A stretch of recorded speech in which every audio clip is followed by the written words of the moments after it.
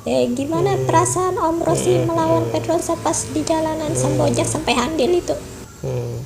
Ya, assalamualaikum warahmatullahi wabarakatuh. Perasaanku kemarin tuh gugup bang.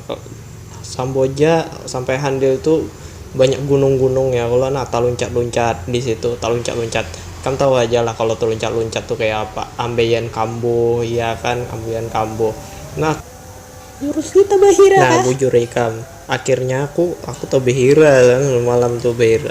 Begini Om Rusli, kan tantangannya tuh kan banyak Ya, di Handil hmm, sampai hmm, Samboja hmm. nih kan. Nah, Iya, kalau iya.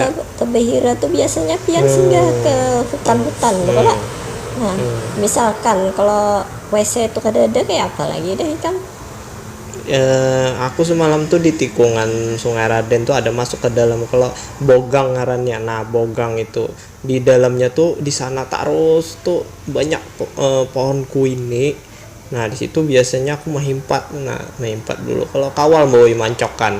Nah, pas aku jalan ke kabun tuh ngarannya sampai sakit parut tuh salah jurai, aku behira di padang pohon pisang orang situ kalau.